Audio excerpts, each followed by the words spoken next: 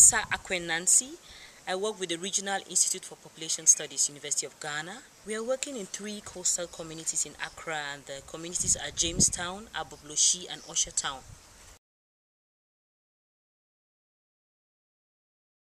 We think there is a general knowledge gap on the impact of climate change on the livelihoods of people who live in coastal communities. Hence, our project is looking at the link between change in temperatures and rainfall on people's food security, and by food security we're looking specifically at the fishery sector, because people in coastal communities depend a lot on fisheries for their livelihoods.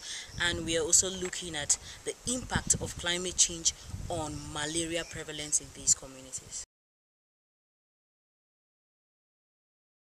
We hope to get information that we would be able to provide to stakeholders, well, the policymakers, the local government, and the people, on the impact of climate change on their lives, and that such information would inform the kind of actions that need to be taken either by the communities concerned or the local government, so as to help people minimize their exposure to the impact of climate change.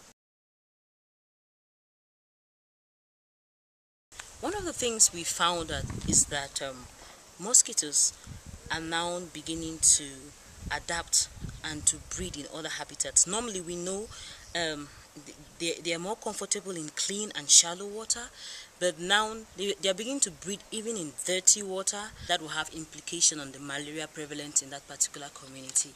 And then with the changing rainfall patterns, and we have other conditions in the communities. For example, if you don't have a good drainage system, and there are heavy onsets of rainfall, you're at risk of flooding.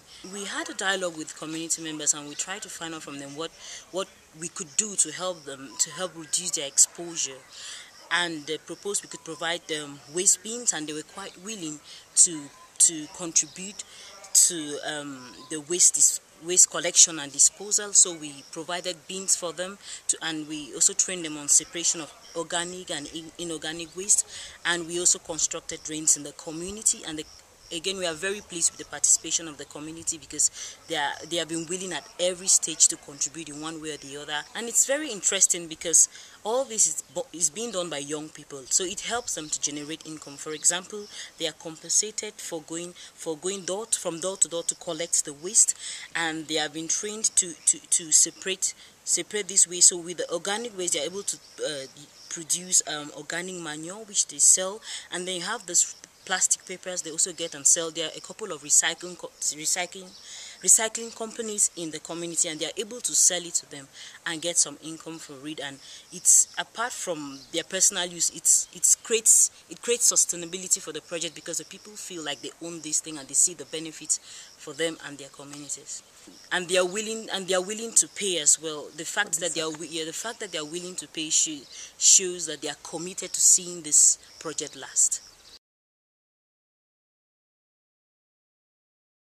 We also found that there has been a significant decrease in the amount of fish that has been caught, primarily because the availability of fish depends much on rainfall and the temperatures, and even the fishers themselves told us the higher the temperatures, the less fish they would catch. And another challenge is because of the shifting rainfall patterns. If they are not able to predict the onset of the rainy season and when it ends, then it makes it difficult for them to know when to go for fishing. And it's a challenge because some of them actually borrow money. It's a business. You borrow to invest in this, and if you go and you don't get the catch that you're expecting, it becomes a challenge. We think it would be helpful if we had some way of forecasting the onset of the rains and when it's going to end, so we can provide this information to fishermen so they can know exactly when they should go and catch their fish, and they can know exactly the time frame within which they have to catch different species of fish. That would be very helpful.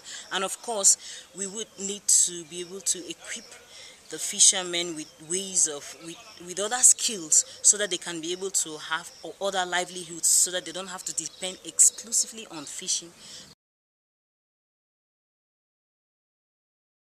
We think our findings are very useful for the community, first and foremost for the communities involved, because of the awareness it's created in them and their commitment to reduce their own exposure to the impacts of climate change. Like I mentioned earlier, some communities are now willing to pay for waste collection and disposal. That's very interesting, I think. And secondly, policymakers would be interested in our information as well, because the findings would help inform the kind of decisions they would make with regards to helping these communities adapt to some of the changes they are experiencing, and to know what interventions might be appropriate for every community.